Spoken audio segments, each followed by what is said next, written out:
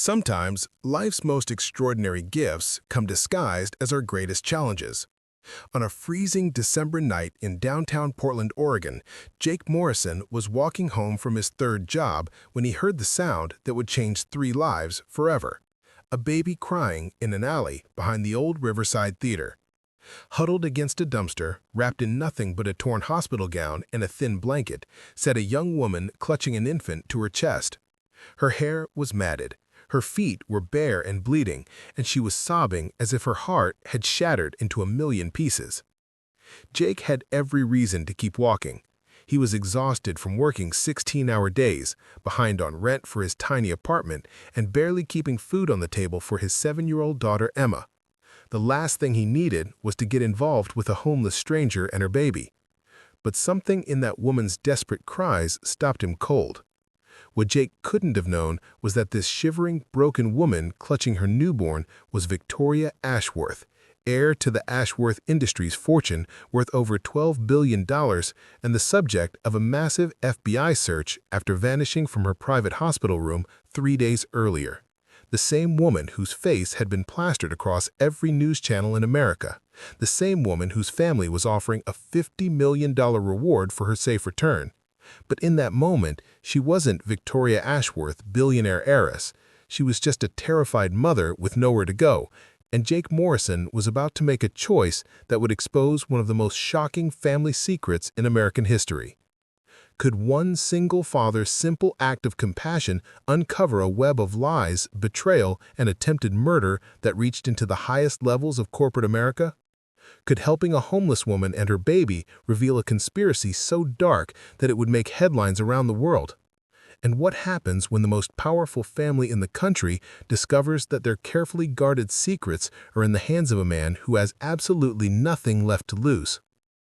Before we dive into this incredible true story, tell us in the comments what state or country you're watching from. We love connecting with our global family.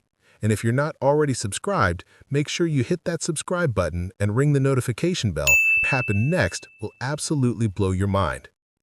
Jake Morrison never imagined that his Tuesday night would begin with overtime at the warehouse and end with him becoming the most important witness in a federal investigation. At 32, Jake had been grinding through life one exhausting day at a time ever since his wife Lauren died in a car accident 2 years ago, leaving him to raise their daughter Emma alone. The life insurance barely covered the funeral costs, and Jake found himself working 3 jobs just to keep their small apartment in southeast Portland and put food on the table. During the day, Jake worked at Riverside Manufacturing, operating heavy machinery for 9 hours straight. Evenings, he cleaned offices downtown until midnight, and on weekends he delivered groceries to make ends meet. Emma spent most afternoons at the community center's after-school program, where she'd do her homework surrounded by other kids whose parents were also struggling to survive in a city where the cost of living seemed to rise every month. Jake's hands were permanently stained with grease and cleaning chemicals, his back ached constantly from the physical labor, and he couldn't remember the last time he'd had a full night's sleep. But he never complained, not even to his closest friend, Danny, who kept telling him he was working himself into an early grave. Jake had made a promise to Lauren as she lay dying in that hospital bed. He would make sure Emma had every opportunity in life, no matter what it cost him. That particular Tuesday had been especially brutal. A machine breakdown at the warehouse meant Jake had to work 4 hours of overtime, pushing his shift until nearly 10 p.m. Then he'd rushed across town to clean a law office, scrubbing floors and emptying trash cans until well past midnight. By the time he finally started the 20-minute walk home to his apartment, Jake was so exhausted he could barely think straight. The December air was bitter cold, with that sharp, biting wind that cuts right through your jacket and chills you to the bone. Jake pulled his worn winter coat tighter around himself as he trudged down 4th Street, past the closed shops and empty restaurants. The streets were nearly deserted except for the occasional late-night worker or someone heading home from the bars in the entertainment district. Jake was thinking about Emma, probably fast asleep in her bed, clutching the stuffed elephant Lauren had given her for her 5th birthday. Emma was the light of his world, brilliant, curious, always asking questions about everything from why the sky was blue to how airplanes stayed up in the air. She wanted to be a scientist when she grew up, just like the women she'd read about in her library books. Jake was determined to make sure she got that chance, even if it meant he had to work himself to death to pay for college. He was so lost in thought about Emma's future that he almost missed the sound. At first, he thought it was a cat, that pitiful mewing noise that stray animals make when they're cold and hungry. But as he got closer to the alley behind the old Riverside Theatre, Jake realized it wasn't an animal at all. It was a baby crying, and underneath that sound was something even more heartbreaking. A woman weeping with the kind of desperate, soul-deep anguish that Jake recognized from his own darkest nights after Lauren died. Jake stopped walking and peered into the dimly lit alley. The only illumination came from a flickering streetlight at the far end, casting strange shadows against the brick walls of the surrounding buildings. At first, he couldn't see anything except overflowing dumpsters and scattered trash. But then he spotted movement near the back wall of the theater. A figure hunched over something, rocking back and forth in a rhythm that spoke of pure desperation. Every instinct told Jake to keep walking. He was exhausted, broke, and barely managing to keep his own life together. Getting involved with homeless people, especially ones with babies, was a complication he simply couldn't afford. What if the woman was on drugs? What if she was mentally ill? What if this was some kind of scam or trap? But as Jake stood there in the cold, listening to that baby's cries mixing with the woman's broken sobs, he thought about Emma.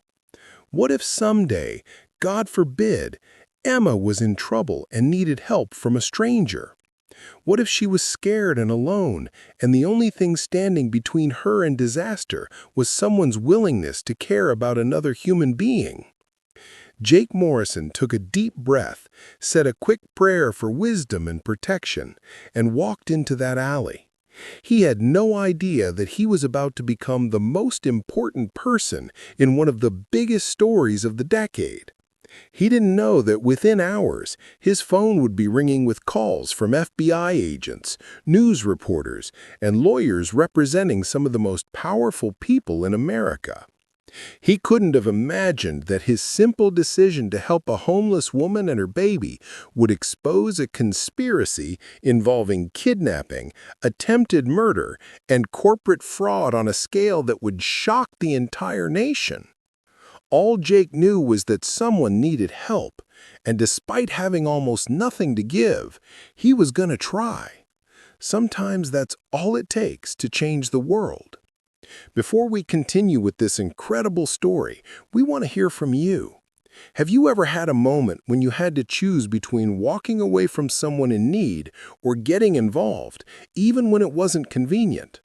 Share your story in the comments below. We read every single one, and your experiences inspire us to keep bringing you these amazing true stories of human courage and compassion. And if you're enjoying this story so far, please take just 2 seconds to hit that like button and subscribe to our channel. We post new inspirational stories every single day, and your support helps us reach more people with these messages of hope and human connection. But right now, let's get back to Jake Morrison and that life-changing moment in a Portland alley, because what happened next is going to leave you absolutely speechless. Jake Morrison checks his watch as he clocks out of Riverside Manufacturing, 7:23 p.m. The warehouse shift supervisor, Carlos, waves goodbye from across the loading dock, knowing Jake's got another job to rush to. At 32, Jake's hands tell the story of his life. Calloused from operating heavy machinery, scarred from a dozen small accidents, permanently stained with industrial grease that no amount of scrubbing can remove. 2 years ago, Jake had been a different man. He and Lauren owned a small coffee shop called Morning Glory in the trendy Pearl District. Lauren handled the books and customer service, while Jake perfected his espresso technique and created their signature breakfast sandwiches. Emma would sit at the corner table after school doing homework, while the aroma of fresh ground coffee beans filled the air. They weren't rich, but they were building something together. Then came the phone call that shattered everything. A drunk driver had run a red light on Burnside Bridge. Lauren's Honda Civic didn't stand a chance against the speeding pickup truck. She spent 3 days in intensive care before the doctors gently explained that the brain damage was too severe. Jake held her hand as the machines were turned off, whispering promises that he would take care of Emma no matter what. The coffee shop couldn't survive without Lauren's business expertise. Within 6 months, Jake had to sell it to pay off debts and medical bills. The life insurance policy helped with the funeral costs, but it wasn't enough to sustain them. Jake found himself thrust into a world he'd never imagined: food banks, utility assistance programs, and the constant anxiety of wondering if this month's rent check would bounce. Now, Jake works 3 jobs to keep their small apartment on Powell Boulevard. The neighborhood isn't the safest, but it's what they can afford. Emma's bedroom is barely big enough for her twin bed and a small dresser, but Jake has covered the walls with her artwork and achievement certificates from school. A faded photo of Lauren sits on Emma's nightstand, one of the few personal items Jake couldn't bring himself to sell. During the day, Jake operates a forklift at Riverside Manufacturing, moving inventory for 9 hours in a warehouse that's sweltering in summer and freezing in winter. The pay is decent, but not enough, so he spends evenings cleaning office buildings downtown until midnight. Most nights, he scrubs floors in law offices and accounting firms, emptying trash cans filled with the documents of people who earn more in a day than Jake makes in a month. Weekends find Jake delivering groceries for Quick Mart, driving his beat-up 2008 Toyota Corolla through Portland's suburbs, carrying bags of food to families who can afford the convenience of home delivery. He's seen inside houses that cost more than he'll earn in a lifetime, but he never feels resentful. He just thinks about Emma and keeps working. Emma spends most afternoons at the East Side Community Center, where the after-school program provides homework help and a safe place for kids whose parents are still working. Jake drops her off each morning before his warehouse shift, and she takes the bus there after school. The program is free, but Jake still slips the director, Mrs. Patterson, $20 whenever he can afford it. He knows how underfunded these programs are, and Emma loves the science experiments they do on Fridays. The hardest part isn't the exhaustion, or the aching back, or the hands that never seem to get clean. It's the moments when Emma asks questions Jake can't answer, like why they can't go to Disneyland like her friend Katie did, or why they always buy generic cereal instead of the colorful boxes she sees in commercials. Jake has gotten good at redirecting these conversations, pointing out the adventures they can have for free, hiking in Forest Park, visiting the library story time, or building blanket forts in their tiny living room. Emma is brilliant, inheriting Lauren's quick mind and Jake's determination. She reads at a level 2 grades above her age, and her teacher, Miss Rodriguez, has mentioned that Emma should be in the gifted program, but the application requires fees for testing and evaluation that Jake simply can't afford. He's applied for scholarships and financial aid, but there's always another form to fill out, another requirement he can't meet. Jake's phone is a pay-as-you-go model that he loads with $20 each month. His one luxury is the small insurance policy he maintains on himself. Not much, but enough to ensure Emma would be cared for if something happened to him. The beneficiary is Jake's sister Rachel, who lives in Sacramento with her husband and 2 kids. Rachel has offered to take Emma multiple times, but Jake can't bear the thought of being separated from the only family he has left. On nights like this one, walking home at nearly 1 a.m. after working 16 hours, Jake sometimes allows himself to remember the dreams he and Lauren used to share. They were going to expand the coffee shop, maybe open a second location. They talked about taking Emma to Europe when she graduated high school, showing her the world beyond Portland's bridges and rain-soaked streets. But Jake has learned to live in the present, focusing on smaller goals. Emma's birthday is next month, and he's been setting aside $5 a week to buy her the telescope she's been wanting. She's become fascinated with astronomy, checking out every book about space from the library and staying up late to watch documentaries about the solar system on their old tablet. Jake's greatest fear isn't poverty or exhaustion. It's that he's not enough for Emma, that despite all his sacrifices, he can't give her the opportunity she deserves. On his worst days, he wonders if Rachel's comfortable suburban home wouldn't be better for Emma's future. But then Emma will run to him after school, chattering excitedly about a science experiment or a book she read, and Jake remembers why he keeps fighting. He's not just working 3 jobs to pay rent and buy groceries. He's working to preserve the most precious thing in his world, his daughter's trust that her father will always be there for her when she needs him, no matter how impossible things get. The most treasured possession in Jake's apartment isn't worth much money, but it contains his entire world. Tucked inside his old work boots, wrapped in a faded bandana that still smells faintly of Lauren's perfume, sits a small velvet box containing her wedding ring. He'd planned to sell it months ago when the electricity bill was overdue, but when he opened that box and saw the simple gold band with its tiny diamond, he broke down crying for the first time since the funeral. Lauren had bought that ring herself when they got engaged, insisting she didn't need anything fancy. "It's not about how much you spend," she'd told him, sliding it onto her finger in their tiny studio apartment above the bakery where she worked. "It's about what it represents. This ring means I choose you every single day, no matter what life throws at us." Every night before bed, Jake takes out that ring and remembers. He remembers Lauren staying up till 3 a.m. to perfect the books for their coffee shop, her dark hair falling across her face as she calculated and recalculated their monthly expenses. He remembers how she would sing while making breakfast, usually off-key, but always with such joy that it made Emma giggle uncontrollably. He remembers the way Lauren would fall asleep reading astronomy books to Emma, both of them curled up in the tiny bed, pointing at pictures of distant galaxies. But most of all, he remembers the conversation they had in the hospital, when the doctors said there was nothing more they could do. Lauren's voice was barely a whisper, her hand cold in his, despite the heated blanket covering her. "Promise me something, Jake," she'd said, her brown eyes still fierce, even as her body was failing. "Don't let this break you. Don't let it break Emma. I need you to show her that love doesn't end when someone dies. I need you to prove that a father's love can be strong enough to carry her through anything."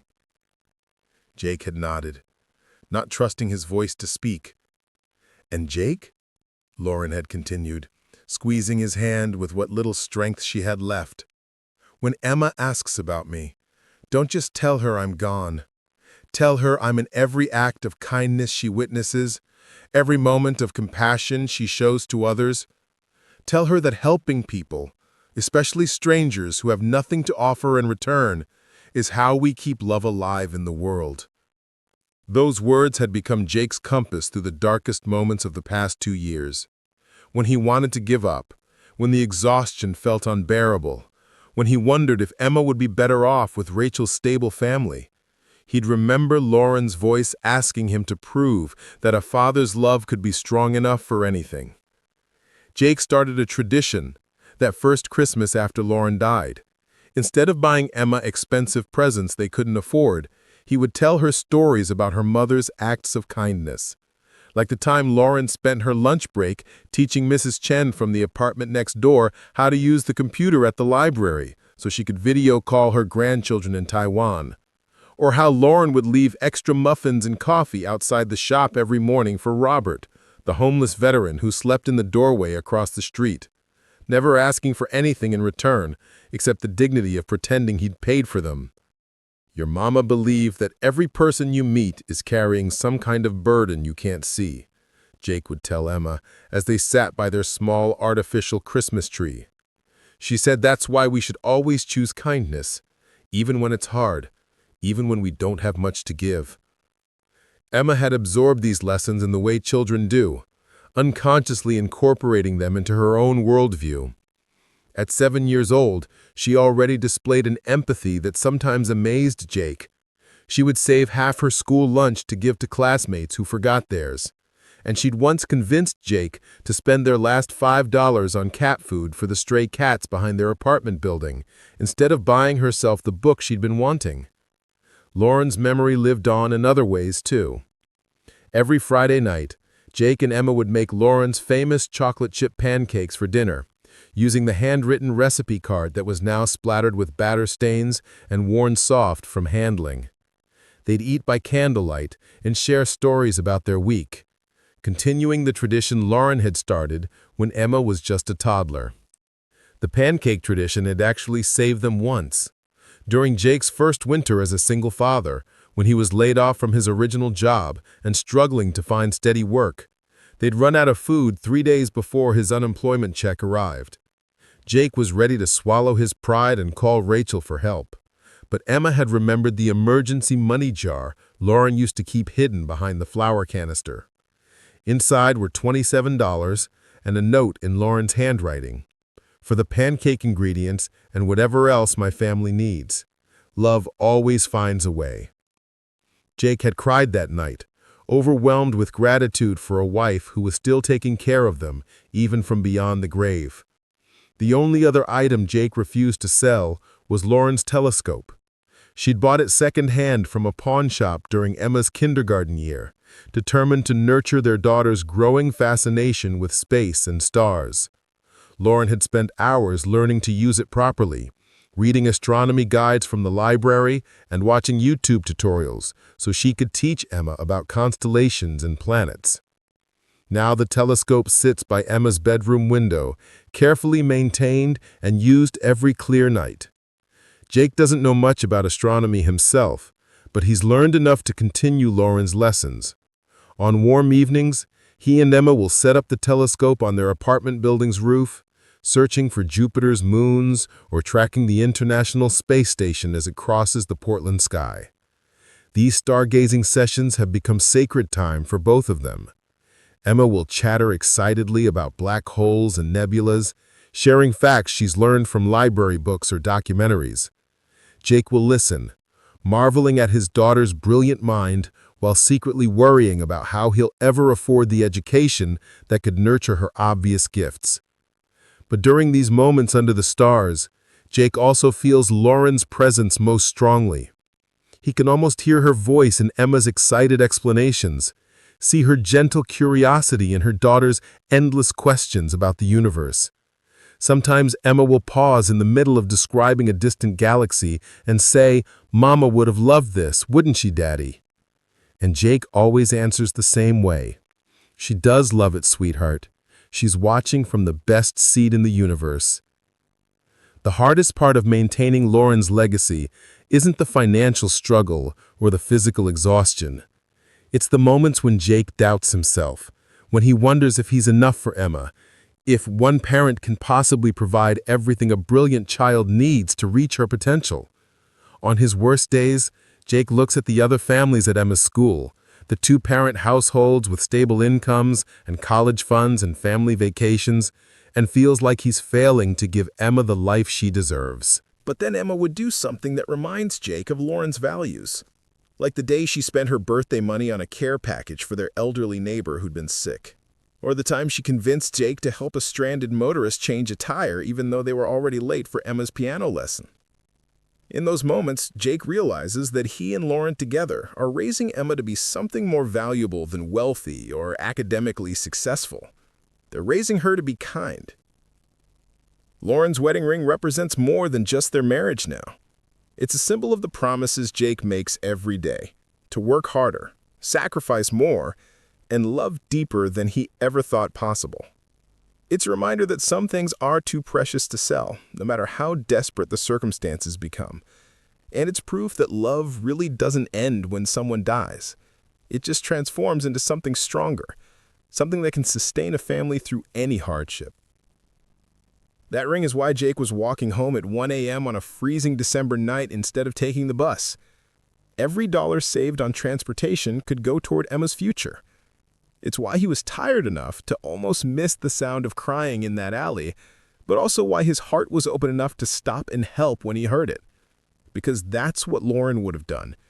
and keeping her spirit alive in the world is the most important job Jake will ever have. 23-year-old Victoria Ashworth had never experienced a moment of genuine hunger, never wondered if she could afford groceries, never walked anywhere because she couldn't afford transportation. Born into the Ashworth Industries empire, she had grown up in a world where money solved every problem before it could even become inconvenient.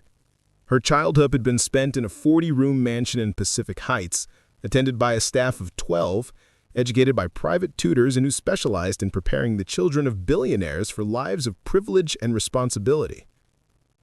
Victoria's great-grandfather had built Ashworth Industries from a single lumber mill in Oregon. Her grandfather expanded it into real estate development across the Pacific Northwest. Her father, Harrison Ashworth, had transformed the company into a global conglomerate worth over $12 billion, with interest in everything from renewable energy to pharmaceutical research. Victoria had been groomed from birth to inherit this empire, spending her summers interning in various corporate divisions and her winters attending board meetings where she learned to speak the language of quarterly profits and market expansion. At Stanford University, Victoria majored in international business and graduated summa cum laude at 21. By 22, she was serving on the boards of 3 major corporations and had been featured on the cover of Forbes as one of America's most powerful young women. Her engagement to Bradley Whitmore, heir to the Whitmore shipping fortune, had been celebrated as the merger of 2 of the West Coast's most influential families. Their wedding was planned for the following spring with a guest list that read like a who's who of American industrial power. Victoria's penthouse apartment overlooked San Francisco Bay from the 52nd floor of the newly constructed Ashworth Tower. The space was a masterpiece of modern design, with floor-to-ceiling windows, custom Italian marble, and art worth more than most people's lifetime earnings. She employed a personal chef, a housekeeper, a driver, and a personal assistant who managed every detail of her meticulously scheduled life. But for all her privilege, Victoria had never truly been free to make her own choices. Her career path had been predetermined, her social circle carefully curated, her romantic relationships evaluated based on their potential to strengthen business alliances. When she expressed interest in environmental science during college, Harrison had steered her toward business courses instead. When she mentioned wanting to volunteer with humanitarian organizations, he reminded her that board responsibilities came first. The pressure from her family had been relentless. Harrison insisted that Victoria needed to make a choice between her family's legacy and what he called romantic foolishness with someone who will never understand the responsibilities that come with our position. Her mother, Ellen, had been more subtle but equally persistent, arranging meetings with family lawyers who specialized in managing personal complications that could affect corporate succession. Bradley Whitmore, her fiancé, had initially been understanding about the pregnancy, even supportive of her desire to raise the child. But as the months progressed and family pressure intensified, he began making comments about the complexity of our situation and the importance of maintaining focus on our shared future. He suggested that perhaps adoption would be the most practical solution for everyone involved. Victoria found herself increasingly isolated as her pregnancy progressed. Friends from her social circle began treating her differently, as if her condition was somehow unseemly for someone in her position. Business associates who had once sought her opinions now directed their questions to her father or Bradley. Even David, overwhelmed by the intensity of media attention and family pressure, had gradually distanced himself, eventually accepting a research position in Germany that effectively ended their relationship. The loneliness had been suffocating. Victoria would sit in her pristine penthouse, surrounded by luxury, but feeling more alone than she'd ever imagined possible. She began spending hours reading about other women who had faced similar choices, women who had given up children they wanted because of family expectations or social pressure. The stories haunted her, particularly those of mothers who spent decades wondering what happened to the babies they'd never had the chance to know. As her due date approached, Victoria made a decision that shocked everyone around her. She would keep her baby, raise the child herself, and, if necessary, walk away from Ashworth Industries entirely. It was the first genuinely independent choice she had ever made, and it terrified her family. Harrison's response had been swift and calculated.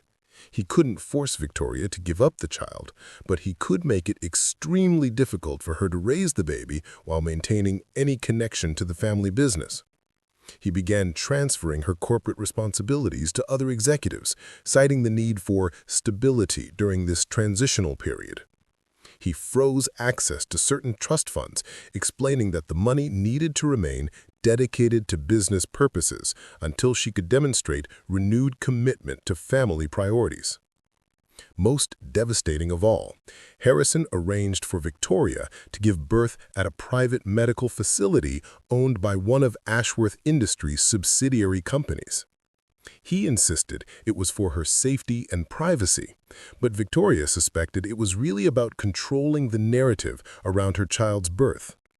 The facility was staffed by doctors who were financially dependent on Ashworth contracts, and the security was more like a luxury prison than a medical environment.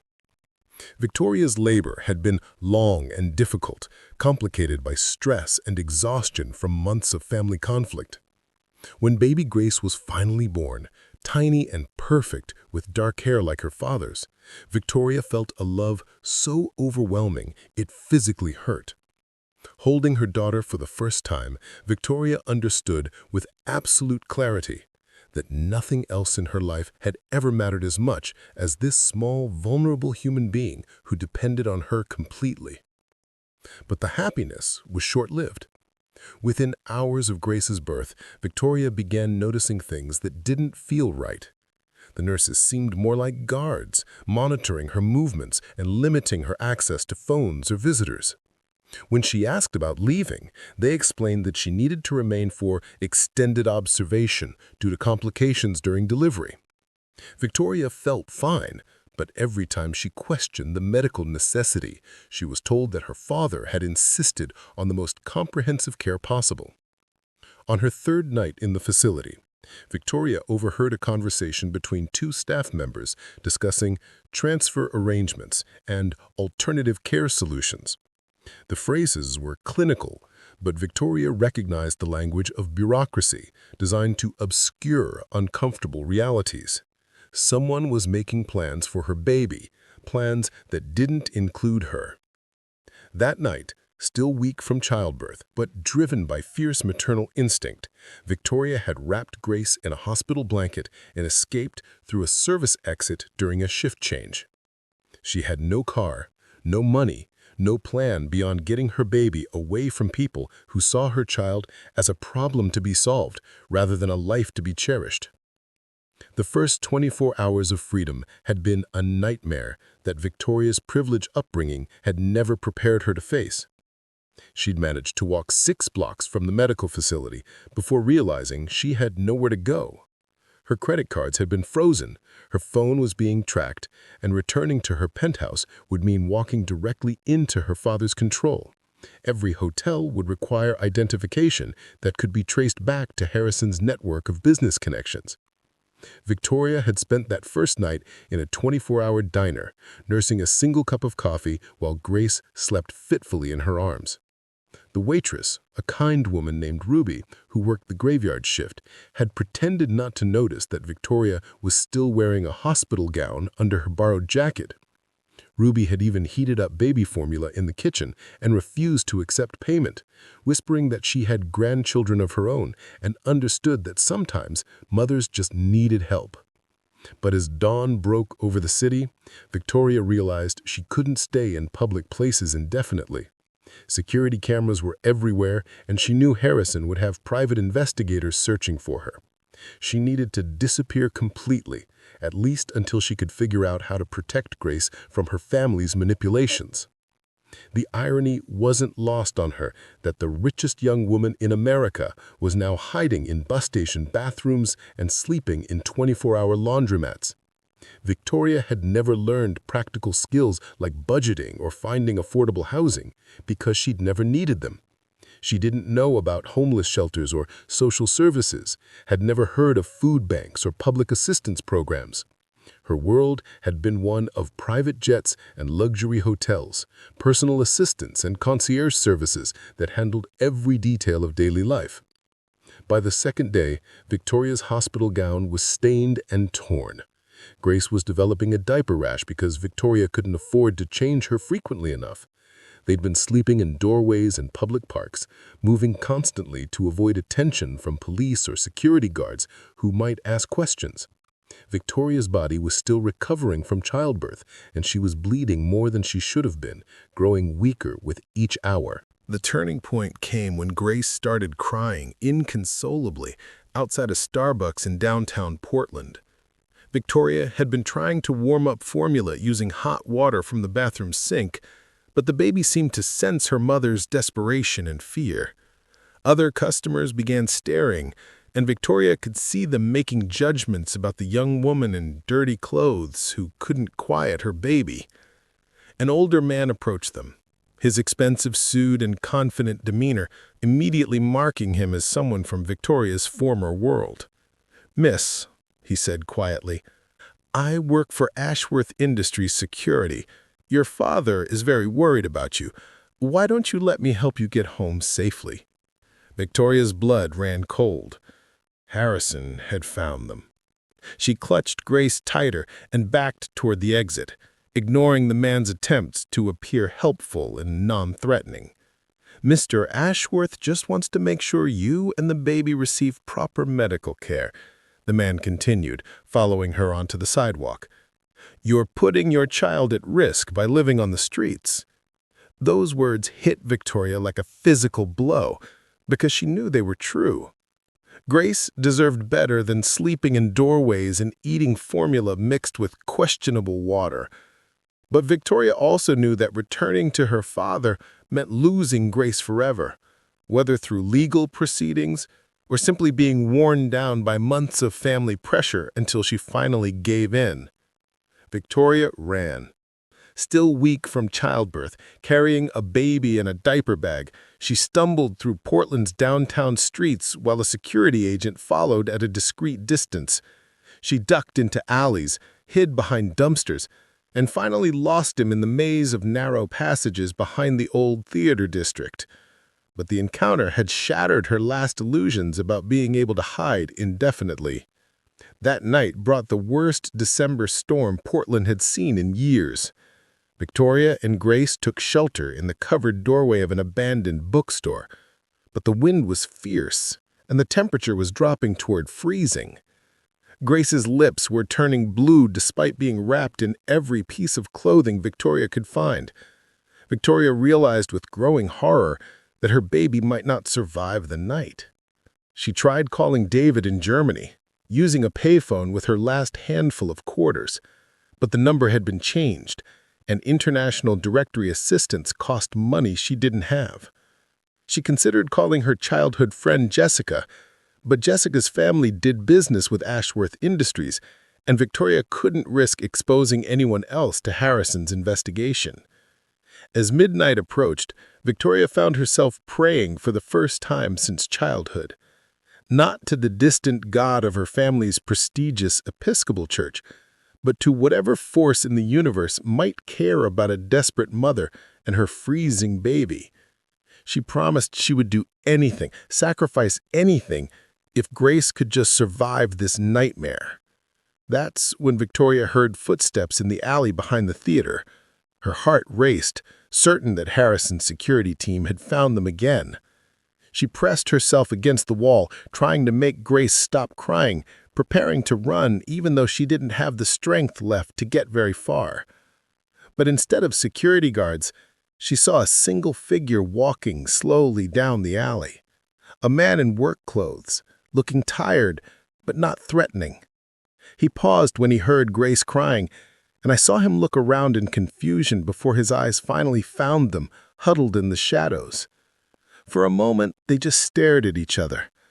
Victoria saw a working-class man with calloused hands and exhausted eyes, someone who probably had his own problems and definitely didn't need to get involved with a homeless woman and her baby.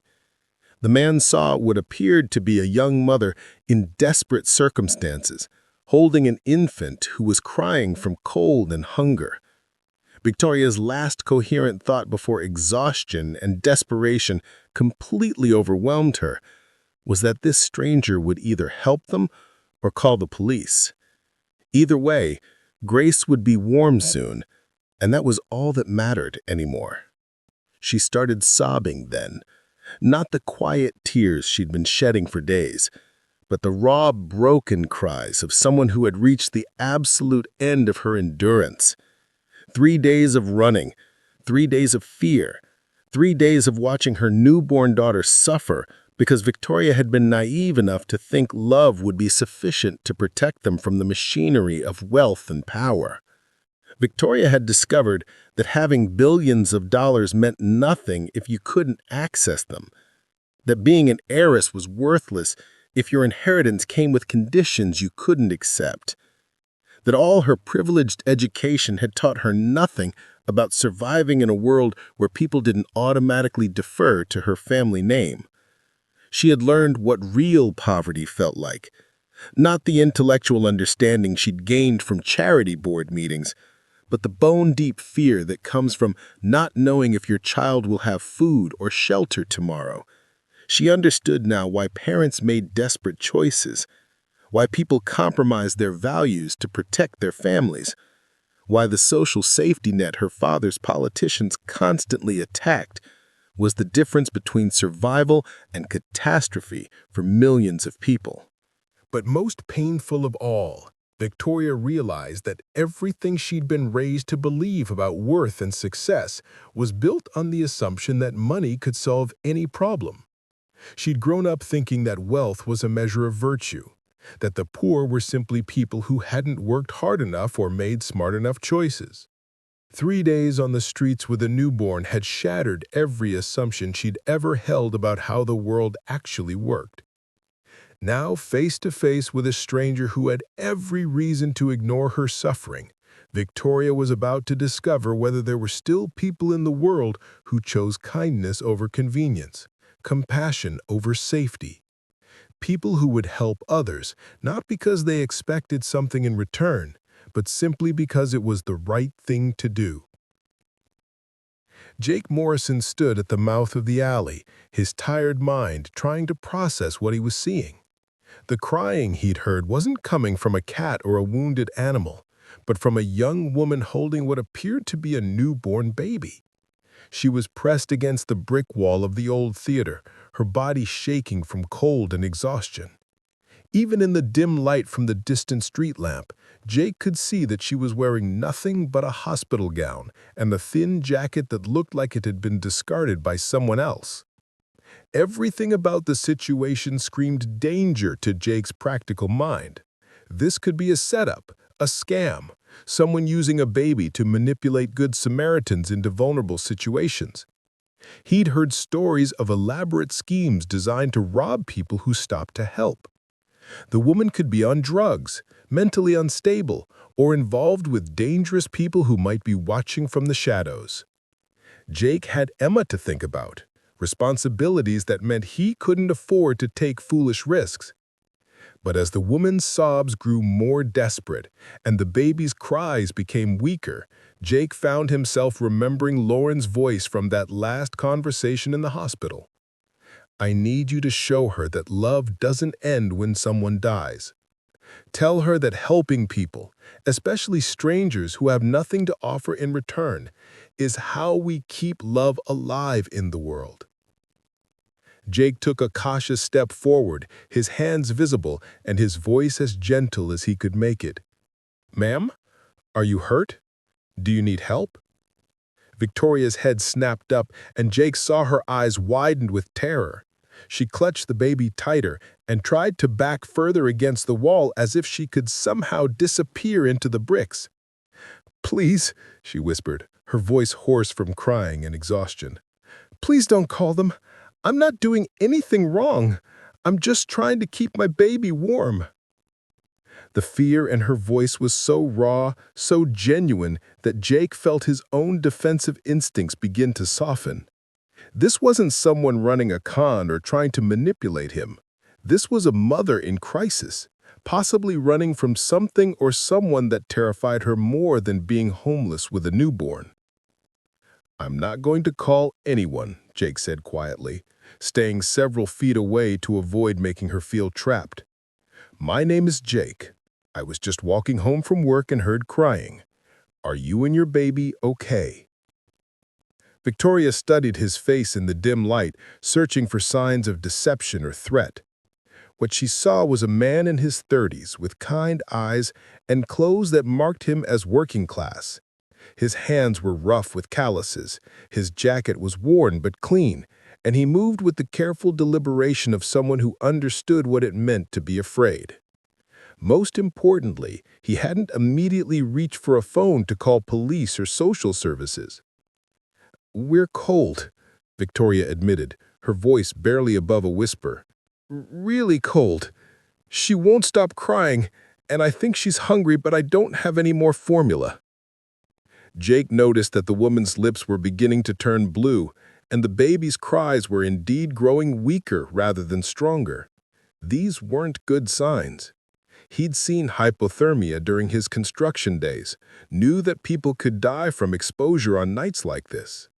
The December storm was getting worse and the temperature was dropping toward dangerous levels. "Look," Jake said, unzipping his jacket despite the cold, "you can't stay out here tonight. It's going to get down to 20 degrees and that baby needs to be somewhere warm." He held out his jacket toward her. "Here, take this for now." Victoria stared at the offered jacket with something approaching shock. In her world, kindness had always come with strings attached, with expectations of reciprocal favors or social obligations.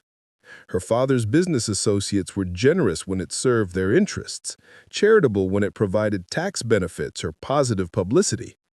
But this stranger was offering his own warmth to someone who clearly had nothing to give in return. "I can't take your coat. You'll freeze."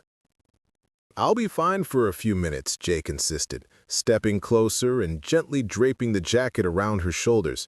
"I've got more muscle mass and haven't just had a baby. When did you give birth?" 3 days ago, Victoria whispered, and Jake felt his heart sink. This woman should be in a hospital bed recovering, not sleeping in alleys with a newborn. Whatever had driven her to the streets must have been desperate circumstances indeed. Jake pulled out his phone and Victoria immediately tensed. "I'm not calling the police," he assured her quickly.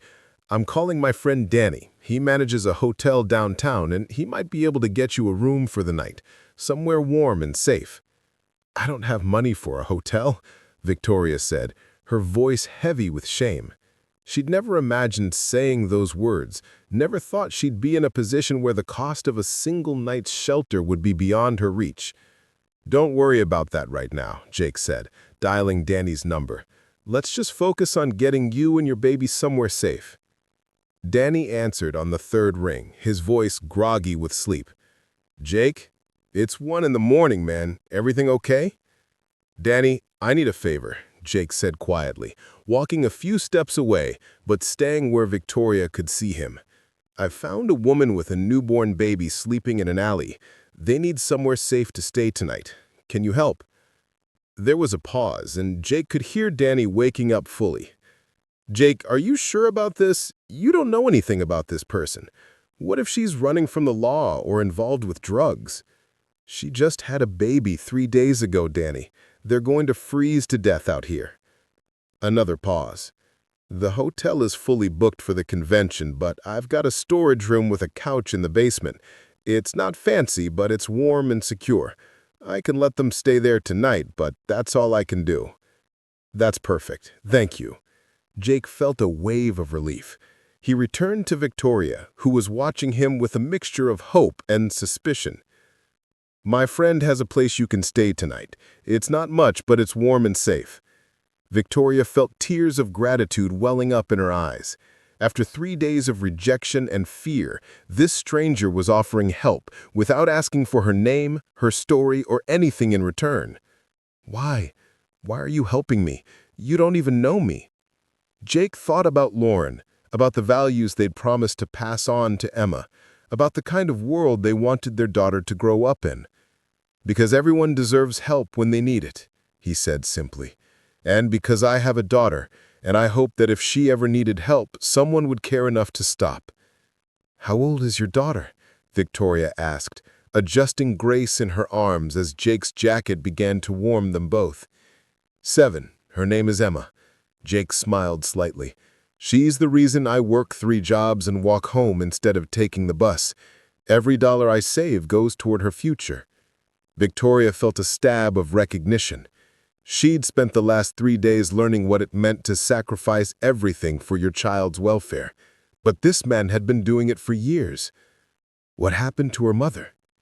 She asked softly. Car accident 2 years ago. Jake said steadily, but carrying an undertone of old grief. It's just Emma and me now. The similarity of their situations wasn't lost on Victoria. Both of them were single parents trying to protect their children, though their circumstances were dramatically different. Jake was struggling to provide opportunities for his daughter, while Victoria was struggling to simply keep hers alive and free. The hotel is about 6 blocks from here, Jake said, checking his phone for the address Danny had texted. Can you walk that far? Victoria nodded, though she wasn't entirely sure. Her body was still recovering from childbirth, and 3 days of poor nutrition and no sleep had left her weaker than she wanted to admit. But the prospect of warmth and safety for Grace gave her strength she didn't know she still possessed. As they began walking through the empty streets, Jake stayed close enough to catch Victoria if she stumbled, but far enough away to respect her space.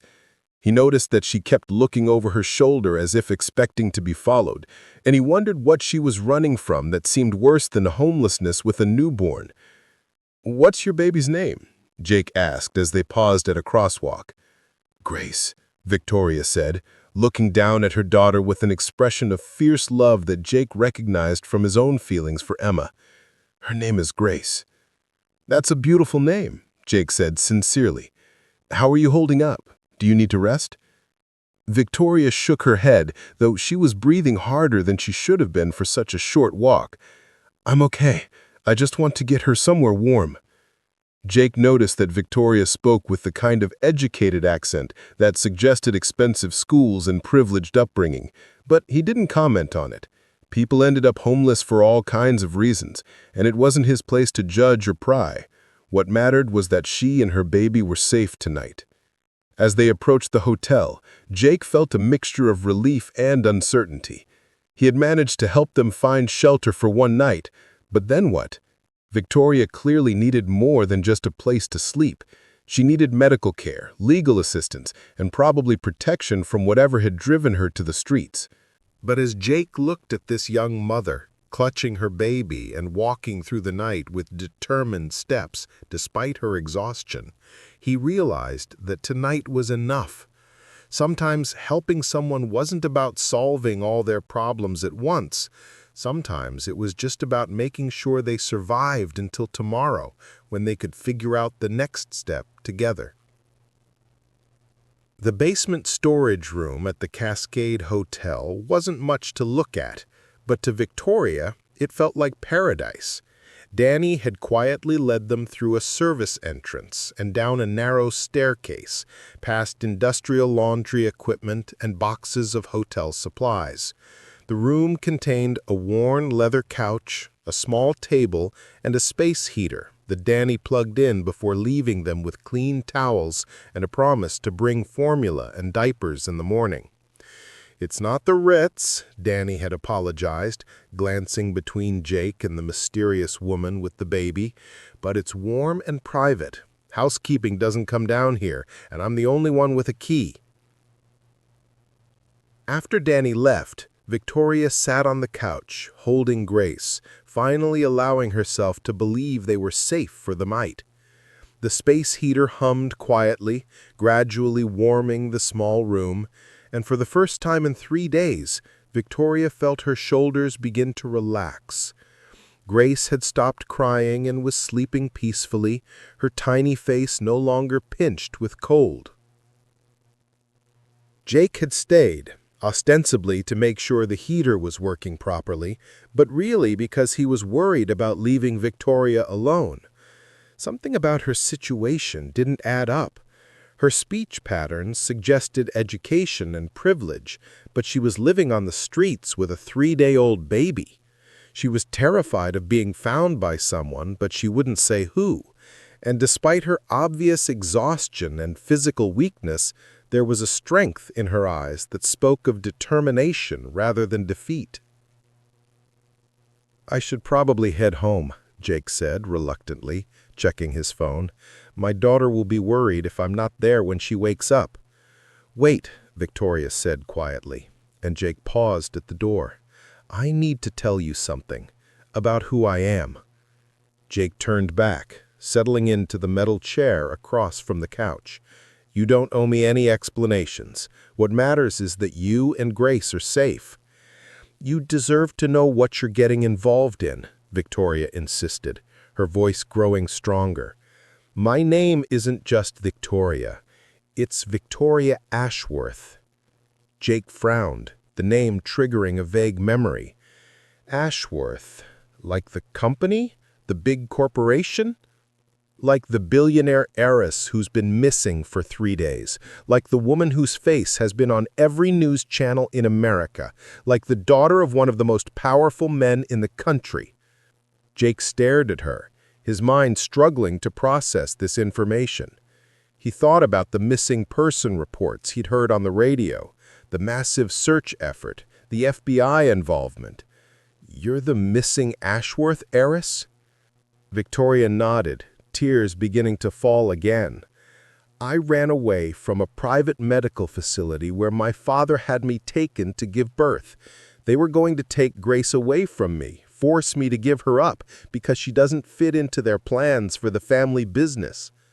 "Jesus," Jake whispered, understanding suddenly why Victoria had been so terrified of being found. "Your own family was going to steal your baby?" "Not steal, exactly. They would have made it seem like my choice, worn me down with pressure and isolation until I agreed it was best for everyone if Grace was adopted by a more suitable family." Victoria's voice was bitter with the memory of months of manipulation. "My father sees her as a liability to the family reputation and the business succession plan." Jake felt a surge of anger on Victoria's behalf. He'd worked for wealthy people who treated their employees like disposable assets, but the idea of a family treating their own daughter's child as a business problem was beyond his comprehension. "So you ran away to protect her." "I ran away to protect both of us," Victoria corrected. "They would have separated us, claimed it was temporary until I came to my senses. But I know my father. He doesn't make temporary arrangements. Once Grace was placed with another family, I would never see her again." Jake understood now why Victoria had been so desperate, so afraid. She wasn't just homeless. She was hiding from one of the most powerful families in America, people who had unlimited resources to find her and take her child. "How did you end up in that alley? How did you survive 3 days with a newborn?" Victoria told him about the escape from the medical facility, the 24 hours in the diner with Ruby the waitress, the encounter with her father's security agent, and the growing desperation as her money ran out and her options disappeared. She spoke quietly, not wanting to wake Grace, but her voice carried the weight of trauma and exhaustion. "I've never been poor before," Victoria admitted. "I know how that sounds coming from someone like me, but I literally didn't know how to survive without money. I didn't know about shelters or food banks or any of the resources that help people in crisis. I just knew I had to keep moving and keep Grace hidden." Jake listened without judgment, understanding now why Victoria's situation had seemed so surreal. She was learning to be poor in real time, discovering the harsh realities that he'd been navigating for 2 years since Lauren's death. "What's your plan now? You can't hide in hotel storage rooms forever." "I don't know," Victoria said honestly. "I can't access my money without revealing my location. I can't go to any of my friends because they're all connected to my father's business network. I can't even call the police because Harrison Ashworth has relationships with law enforcement agencies across multiple states." "What about the baby's father?" Jake asked. Victoria's expression grew sad. "David is in Germany, doing research. He doesn't even know Grace has been born yet. My father made sure he understood that his association with me was damaging his career prospects. David chose his future over our relationship, and I can't blame him for that. Harrison can destroy people's lives if they cross him." Jake felt a chill that had nothing to do with the December weather. He was beginning to understand the scope of what Victoria was up against, and by extension, what he had gotten himself involved in by helping her. "Victoria, if your father is as powerful as you say, what happens to people who help you? What happens to me and Emma if he finds out?" Victoria had been dreading this question, knowing that her presence put this kind stranger and his daughter at risk. "I don't know," she whispered. "Harrison controls billions of dollars and has connections everywhere. He's not violent, but he's ruthless about protecting family interests. He could make your life very difficult." Jake sat quietly for a long moment, processing this information. He thought about Emma sleeping safely in their small apartment, about the jobs that barely kept them afloat after Lauren's death. Getting involved with billionaire family drama could destroy everything he'd worked to protect. But then he looked at Victoria holding Grace, this young mother who had given up everything to protect her child, and he thought about Lauren's words about keeping love alive in the world through acts of compassion. He thought about the kind of man he wanted Emma to remember him being, the values he wanted to model for his daughter. "Here's what I think," Jake said finally. "Tonight, you and Grace are safe. Tomorrow, we figure out how to keep you safe. I don't know much about billionaire families or corporate power, but I know something about being a parent who would do anything to protect their child." Victoria stared at him in amazement. "You're willing to help me, even knowing who my father is? Even knowing what he could do to you?" "I'm willing to help a mother protect her baby," Jake corrected. "The rest of it we'll figure out as we go. But Victoria, I need you to understand something. I'm not rich, I'm not powerful, and I don't have connections in high places. What I have is a daughter who needs me to come home safe every night. I'll help you however I can, but I can't put Emma at risk." "I understand," Victoria said quickly. "I would never ask you to jeopardize your daughter's safety. The fact that you're helping at all is more than I had any right to expect." Jake nodded, then stood up and headed toward the door. "Try to get some sleep. I'll come by in the morning with formula and whatever else you need. We'll figure this out together." As Jake climbed the stairs leading out of the basement, his mind was racing with the implications of what he'd learned. He'd gone from helping a homeless woman to harboring a missing billionaire heiress who was hiding from her own family. Emma's future, their small apartment, his jobs, everything he'd worked to protect could disappear if Harrison Ashworth decided Jake was a threat. But then he looked at Victoria holding Grace, this young mother who had given up everything to protect her child, and he thought about Lauren's words about keeping love alive in the world through acts of compassion. He thought about the kind of man he wanted Emma to remember him being, the values he wanted to model for his daughter. But tomorrow, Jake would have to figure out how to help Victoria without destroying his own family's security. Tonight, he just had to live with the knowledge that somewhere in the city, one of the most powerful men in America was searching for his daughter and grandson, and the only thing standing between them and forced separation was a single father who fixed machines and cleaned offices to pay the rent. But for the first time since Lauren's death, Jake felt like he was doing something that would make his wife proud. And that was worth whatever consequences might come. Jake woke up at 5:30 a.m. to Emma shaking his shoulder, her small face creased with worry. "Daddy, you weren't here when I went to bed last night. Mrs. Patterson had to walk me home from the community center and wait with me until you got back." Jake sat up quickly, guilt washing over him. In his concern for Victoria and Grace, he'd forgotten that Emma would notice his unusually late return. Mrs. Patterson, the community center director, lived in their building and had offered to help with Emma in emergencies. But Jake hated having to rely on other people's kindness more than absolutely necessary. "I'm sorry, sweetheart," Jake said, pulling Emma into a hug. "I had to help someone who was in trouble. A lady with a baby who needed somewhere safe to stay." Emma's expression shifted from worry to curiosity. Her 7-year-old mind immediately engaged by the mention of a baby. "What kind of trouble? Is the baby okay?" Jake chose his words carefully, not wanting to frighten Emma, but also not wanting to lie to her. The lady was scared and cold, and her baby needed to be somewhere warm. Remember how Mama used to say that helping people was the most important thing we could do? Emma nodded solemnly. "Mama said that when people are scared, sometimes all they need is someone to be kind to them. Did you find them a place to stay?" "I did. But Emma, I need you to understand something. The lady I helped might be in danger from some very powerful people. That means we need to be extra careful for a while. If anyone comes asking questions about me or about people I might have helped, you don't know anything, okay?" Emma's eyes widened with the gravity of this instruction. At 7, she understood more about danger and caution than most children her age, having learned to navigate their rough neighborhood and the complexities of their financial situation. "Are the bad people going to hurt you, Daddy?" "I'm going to be very careful," Jake promised, though he wasn't entirely sure he could keep that promise. "But I need you to be extra careful too. No talking to strangers, no going anywhere alone, and if anything feels wrong, you find Mrs. Patterson or call me immediately." After getting Emma ready for school and walking her to the bus stop, Jake headed to his warehouse job with his mind racing.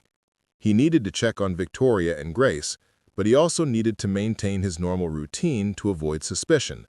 If Harrison Ashworth was as powerful and connected as Victoria claimed, any deviation from Jake's usual patterns might draw attention. During his lunch break, Jake drove to the hotel where Danny was waiting for him in the lobby with a troubled expression. "Jake, we need to talk," Danny said quietly, leading him to a corner table in the hotel restaurant. "There were 2 guys here this morning asking questions about last night. They showed me a picture of the woman you brought in and said they were private investigators working for her family." Jake felt his stomach drop. "What did you tell them?" "I told them I hadn't seen anyone matching her description," Danny said. "But Jake, these weren't regular private investigators. They had the kind of money and authority that makes hotel managers very nervous about lying to them. They knew she was in the area last night, and they're canvassing every hotel, shelter, and boarding house in the city." "Did they search the building?" "They asked to, but I told them we were fully booked, and any search would require a warrant. They didn't push it, but they left business cards and said they'd be back." Danny leaned forward, his voice dropping even lower. "Jake, who is this woman? What kind of family has the resources to mobilize this kind of investigation?" Jake realized he couldn't continue to involve Danny without telling him the truth. "Her name is Victoria Ashworth, as in Ashworth Industries." Danny's face went pale. "The missing billionaire heiress? Jake, are you insane? Do you have any idea what you've gotten yourself into?" "I couldn't leave her and her baby to freeze to death, and now I know why she was so scared. Her family is trying to take her baby away from her. This isn't about right and wrong anymore. This is about survival. Harrison Ashworth owns half the politicians in this state. He could have us both arrested on trumped-up charges, or worse. You need to turn her in and distance yourself from this situation immediately." "I can't do that," Jake said firmly. "She trusted me with the truth, and she's counting on me to help her protect her daughter. I won't betray that trust." Danny stared at him for a long moment, then shook his head. "You're going to get yourself killed, and probably me along with you. But I've known you for 10 years, and I know you won't abandon someone who needs help, even if it destroys you." "What are you saying?" "I'm saying she can't stay here much longer. Those investigators will be back, probably with legal authority to search the building. You need to find her somewhere else to hide, somewhere with no connection to you or me." Jake spent the rest of his shift thinking about options, all of which seemed inadequate or dangerous. Victoria needed medical care after giving birth, but hospitals would require identification. She needed legal help, but lawyers would want retainers she couldn't provide. Most urgently, she needed a place to hide that wouldn't endanger the people helping her. When Jake arrived at the hotel that evening, Victoria was pacing the small storage room while Grace slept on the couch. She looked better after a night of warmth and rest, but her eyes were bright with anxiety. "They found us, didn't they? I heard voices in the hallway earlier, and Danny looked nervous when he brought formula this morning." Jake explained about the private investigators and Danny's warning about returning with legal authority. Victoria listened with growing despair, understanding that their temporary sanctuary was about to be compromised. "I have to disappear again," Victoria said quietly. "I can't keep putting you and Danny at risk. Harrison's investigators are just the beginning. Once he narrows down my location, he'll bring in federal authorities, claim I'm mentally unstable or a danger to Grace. He has the connections to make any story believable." "Where will you go?" Jake asked. "You can't survive on the streets with a newborn, especially with winter getting worse." Victoria was quiet for a moment, then looked up with an expression Jake hadn't seen before. Not desperation or fear, but determined resolve. "I've been thinking about that all day. There's one person who might help me, someone Harrison can't intimidate or buy off." "Who?" "My great-aunt Margaret. She lives in a cabin outside Bend, about 3 hours from here. She's Harrison's older sister, but they've been estranged for 20 years because she disapproved of his business methods. Margaret has her own money from her late husband's investments, and she's never been afraid to stand up to family pressure." Jake felt a spark of hope. "Do you think she'd take you in?" "I think she'd relish the opportunity to frustrate Harrison's plans," Victoria said with a small smile. "Margaret always said that family money should be used to protect family members, not control them. The problem is getting there safely, without being tracked. What do you need?" Victoria looked at Jake with gratitude and something deeper, the recognition that this stranger had become her lifeline in an impossible situation. "I need transportation that can't be traced to you or me. I need supplies for Grace that will last several days, and I need time to contact Margaret without Harrison's people intercepting the communication." Jake thought about his old Toyota Corolla, registered in his name and easily traced. He thought about his own limited resources and the growing danger to Emma if he continued helping Victoria. But he also thought about Grace, sleeping peacefully on the couch, innocent of the corporate politics that threatened to separate her from her mother. "I might have an idea," Jake said slowly, "but it's going to require trusting someone else with your secret. Someone who has as much reason to distrust powerful people as you do." "Who?" "My neighbor Carlos. He's the shift supervisor at Riverside Manufacturing, but he also runs an informal network helping undocumented immigrants avoid ICE raids. He understands about powerful people trying to separate families, and he has access to transportation that can't be easily traced." Victoria considered this carefully. Expanding the circle of people who knew her identity increased the risk exponentially, but staying in Portland was becoming impossible. "If we do this," Victoria said finally, "I want you to know that I'll never forget what you've done for me and Grace. When this is over, when I can access my resources again, I want to help you the way you've helped me." "I don't want your money, Victoria," Jake said quietly. "I just want you and Grace to be safe." "It's not about money," Victoria replied. "It's about the kind of world we want our daughters to grow up in. You've shown Grace and me what real kindness looks like, what it means when someone chooses to help without expecting anything in return. When I get my life back, I want to make sure other people in desperate situations have access to the same kind of help you've given us." As Jake left the hotel that night to approach Carlos about helping Victoria escape, he realized that their situation had evolved beyond a simple act of charity. Victoria wasn't just a woman in need anymore. She was someone with the resources and motivation to create systemic change. And Jake wasn't just a good Samaritan anymore. He was a partner in something that could transform how powerful families treated vulnerable members. But first, they had to survive Harrison Ashworth's determination to reclaim control over his daughter and grandson. And that was going to require courage, creativity, and luck in measures Jake wasn't sure any of them possessed. Carlos Mendoza had seen enough family separations to understand the desperation in Jake's voice when he knocked on his apartment door at 10 p.m.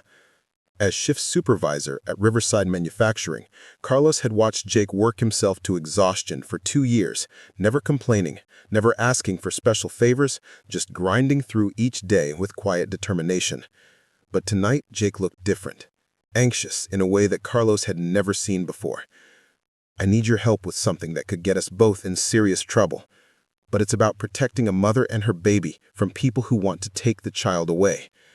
Carlos poured 2 cups of coffee and listened as Jake explained about finding Victoria in the alley, learning her true identity, and the escalating search by Heires and Ashworth's investigators. Carlos's expression grew increasingly grave as Jake described the resources being deployed to track down a woman whose only crime was refusing to give up her newborn daughter. "You realize what you're asking," Carlos said finally. "Harrison Ashworth has connections to ICE, to federal law enforcement, to people who could destroy my entire network.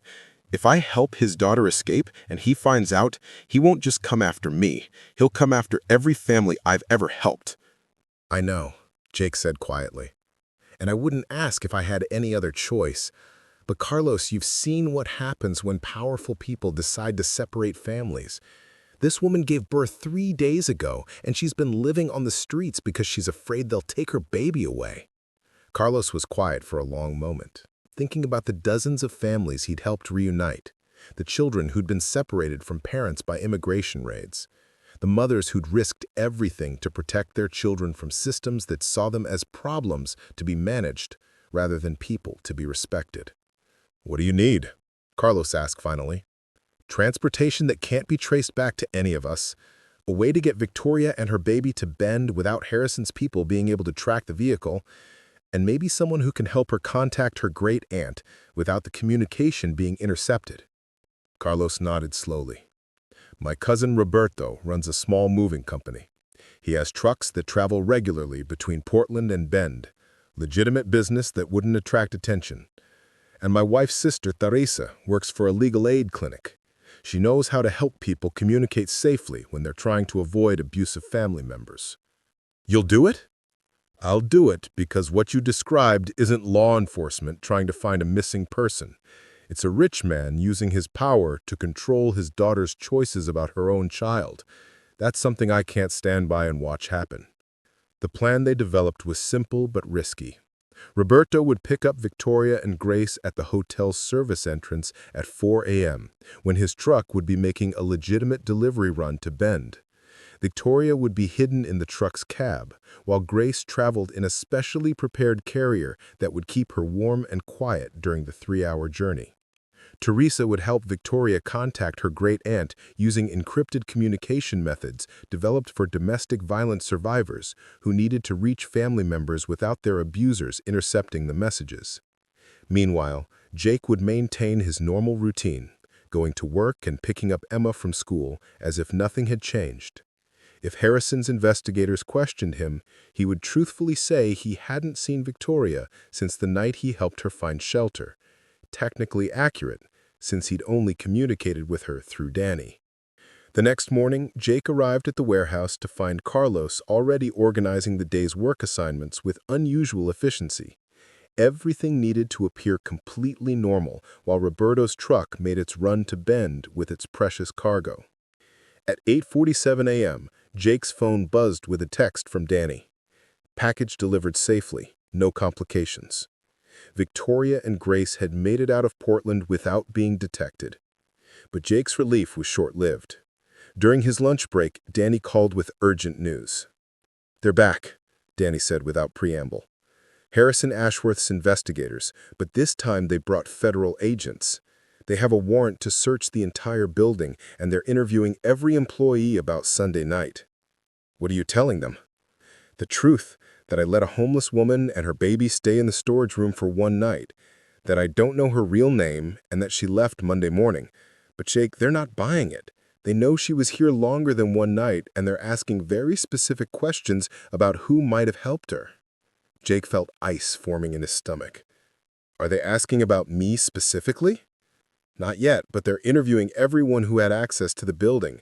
It's only a matter of time before someone mentions seeing you here." That afternoon, while Jake was operating his forklift, 2 men in expensive suits approached Carlos in the warehouse office. Through the glass partition, Jake could see Carlos answering questions with the same calm demeanor he used when dealing with difficult customers or workplace accidents. But Jake also noticed the subtle tension in Carlos's shoulders, the way his hands remained perfectly still on his desk, signs of someone under extreme pressure. 20 minutes later, the men left, and Carlos found Jake during the shift change. "They asked about you," Carlos said quietly. "Wanted to know about your work history, your personal life, whether you'd seemed distracted or secretive lately. I told them you were one of our most reliable employees, that you never missed work or caused any problems. Did they believe you? I think so.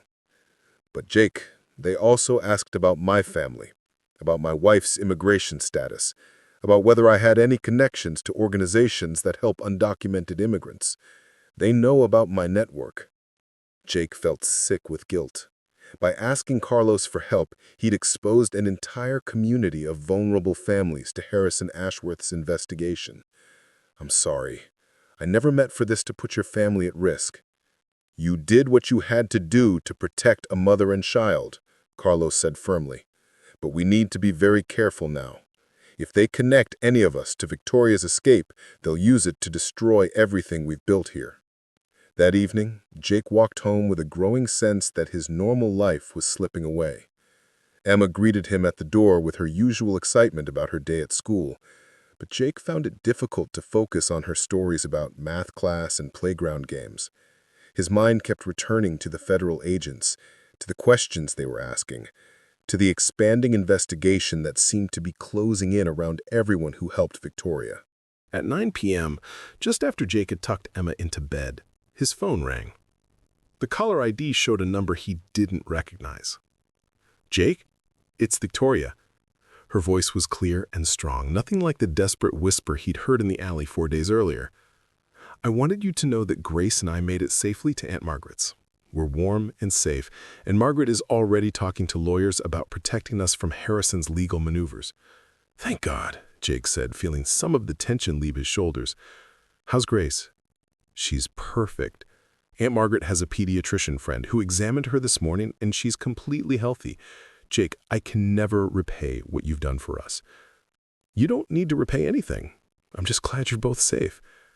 "Actually, I do need to repay it," Victoria said, her voice taking on a tone Jake hadn't heard before. Confident, determined, businesslike. "Margaret helped me contact David in Germany. He's flying back to Oregon tomorrow, and he's bringing some very interesting information about Harrison's business practices that he's been documenting for months." "What kind of information?" "The kind that could end Harrison's ability to intimidate people like you and Carlos and Danny. David's been working with environmental investigators in Europe who've been tracking illegal logging operations connected to Ashworth Industries. We're talking about evidence of criminal activity that could result in federal charges." Jake felt a mixture of hope and disbelief. "Are you sure?" "I'm sure that Harrison has been using his power to hurt people for too long, and it's time for that to stop. But Jake, I need you to know that things are going to get more intense before they get better. Harrison is going to escalate his investigation, especially now that he knows I've reached Margaret." "What does that mean for us?" "It means you need to be very careful. Don't change your routines, don't do anything that seems suspicious, and if anyone approaches you with questions, you have every right to ask for a lawyer." After Victoria hung up, Jake sat in his small living room thinking about how much his life had changed in 4 days. He'd gone from struggling single father to key witness in what sounded like a federal investigation of one of America's most powerful families.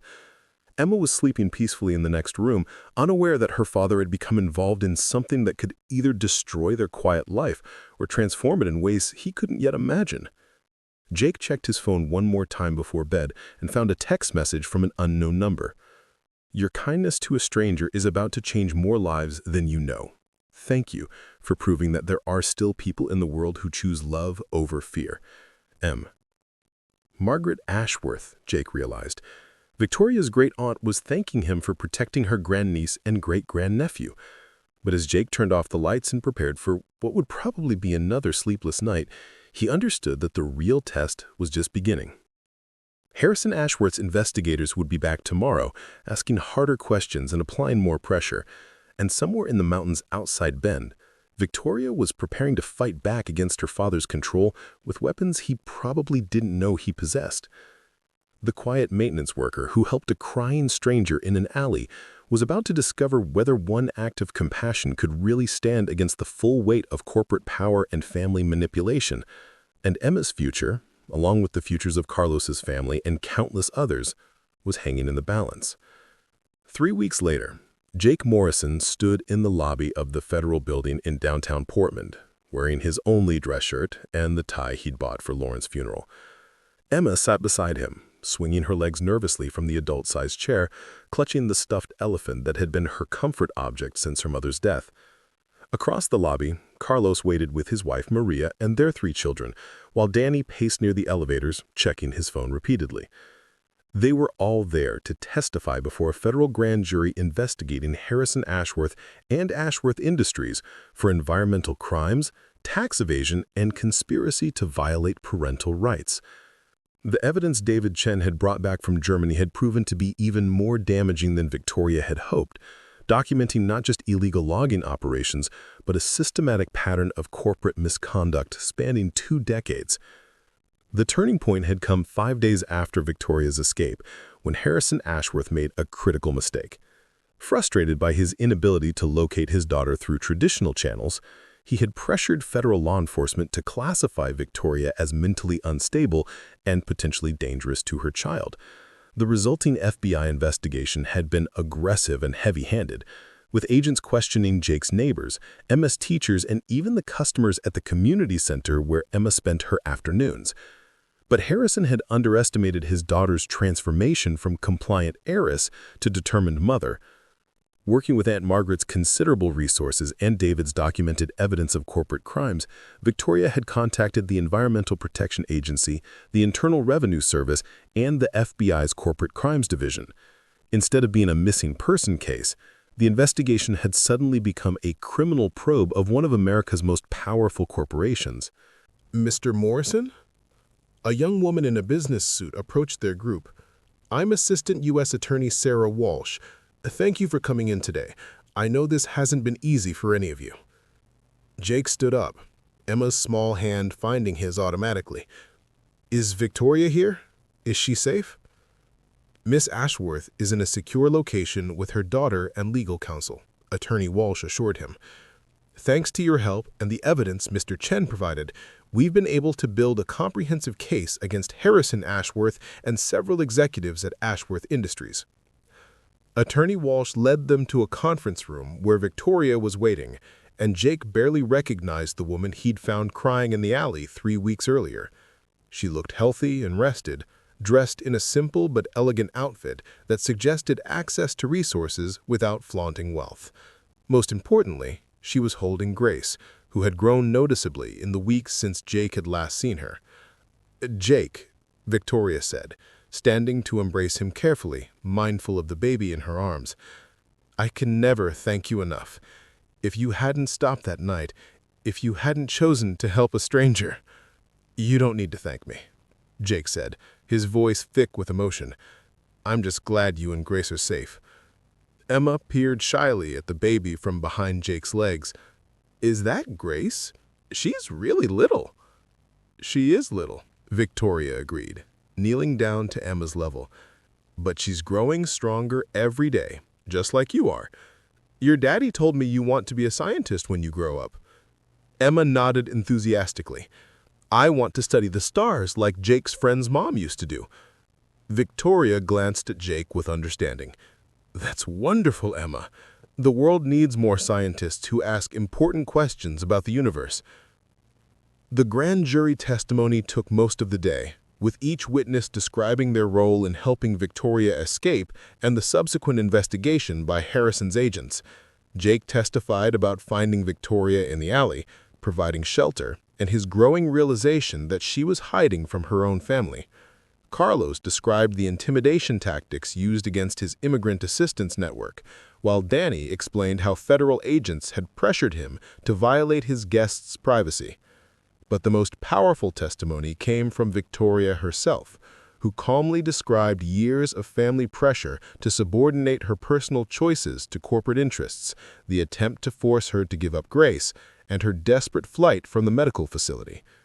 Her testimony was corroborated by David Chen, who had returned from Germany with documented evidence of how Harrison used similar intimidation tactics against business rivals and environmental activists. 2 days later, the grand jury returned indictments against Harrison Ashworth and 7 other Ashworth Industries executives for environmental crimes, tax evasion, and conspiracy to violate civil rights.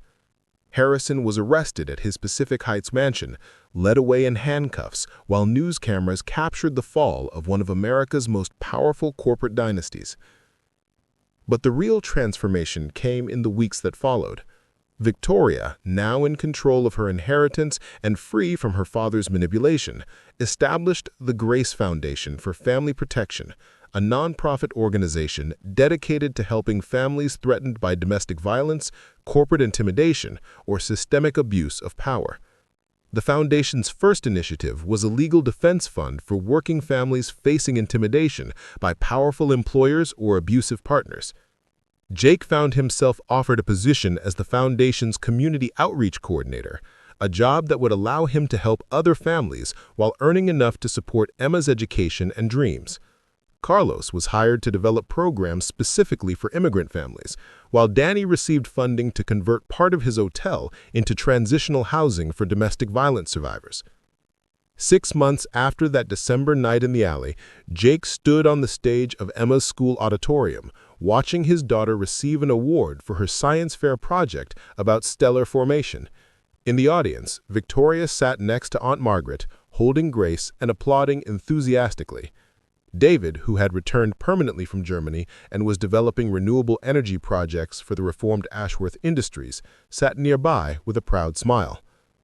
Emma's project, titled How Stars Are Born from Cosmic Dust, included a dedication that brought tears to Jake's eyes. To my mom, Lauren, who taught me that helping people is the most important thing we can do, and to Victoria and Grace, who showed me that sometimes helping strangers changes everything. After the ceremony, as families gathered in the school cafeteria for refreshments, Victoria approached Jake with Grace in her arms. The baby was now 6 months old, alert and curious, reaching for everything around her with tiny hands. "I have something for you," Victoria said, pulling out an envelope. "It's not money," she added quickly, seeing Jake's expression. "It's something better." Inside the envelope was a deed to a house in Emma's school district, a modest 3-bedroom home with a yard and a neighborhood where Emma could walk safely to school. Attached was a letter explaining that the house was purchased through the Grace Foundation as part of a program providing stable housing for families committed to community service. "Victoria, I can't accept this," Jake protested, though his voice lacked conviction as he thought about Emma having her own room, a place to study, safety, and stability. "You're not accepting charity," Victoria said firmly.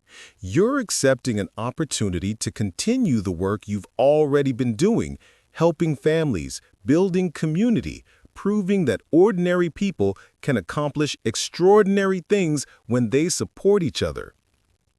Emma tugged on Jake's sleeve, having overheard the conversation. "Daddy, does this mean I can have a telescope in my own room?" Jake looked down at his daughter's hopeful face, then at Victoria holding Grace, then at the gathered crowd of families celebrating their children's achievements. He thought about Lauren's words about keeping love alive in the world through acts of compassion, and he realized that accepting help didn't diminish the gift he'd given to Victoria and Grace, it multiplied it. "Yes, sweetheart," Jake said, kneeling down to Emma's level. "It means you can have a telescope in your own room, and maybe someday you'll discover new stars that no one has ever seen before." That night, in their new house, Jake helped Emma set up Lauren's old telescope by her bedroom window. As they focused the lens on Jupiter's moons, Emma asked the question she'd been thinking about all day. "Daddy, when you helped Victoria in the alley, did you know it would change everything?" Jake considered his answer carefully. No, sweetheart. I just knew that someone needed help, and Mama had taught me that helping people was always the right thing to do. I never imagined it would lead to all this. So you helped her just because it was right, not because you wanted something back? That's exactly right. And that's the most important lesson I can teach you, Emma. When you see someone who needs help, you help them because it's the right thing to do, not because of what you might get in return. Emma nodded solemnly, then brightened as she spotted Saturn through the telescope lens. "Look, Daddy, you can see the rings!" As Jake watched his daughter explore the night sky, he reflected on how one moment of choosing compassion over convenience had transformed not just his life and Victoria's, but the lives of countless other families who would benefit from the Grace Foundation's work. Carlos's Immigrant Assistance Network now operated openly with legal protection. Danny's hotel had become a beacon of hope for domestic violence survivors. And somewhere in Oregon, Harrison Ashworth was learning that power without empathy ultimately leads to powerlessness. The story that had begun with a crying woman and her baby in a dark alley had become something larger, proof that individual acts of kindness could indeed challenge systemic injustice, that ordinary people possessed extraordinary power when they chose to help each other, and that sometimes the most important decision you'll ever make happens in a moment when no one is watching except your own conscience. Emma fell asleep at the telescope that night, and Jake carried her to her new bed in her own room, in their own house, in a life made possible because 3 weeks earlier he had chosen to stop and help a stranger in need. As he tucked Emma in and kissed her forehead, Jake whispered the words Lauren had taught him. "Love doesn't end when someone dies, sweetheart. It just finds new ways to grow." Outside, the December stars shone down on Portland, on families sleeping safely because someone had chosen compassion over fear, and on a future where Grace and Emma would grow up knowing that the most powerful force in the universe isn't money or influence or corporate control. It's the simple human decision to help another person when they need it most. Up next, you've got 2 more standout stories right on your screen. If this one hits the mark, you won't want to pass these up. Just click and check them out. And don't forget to like, subscribe, and turn on the notification bell so you don't miss any upload from us.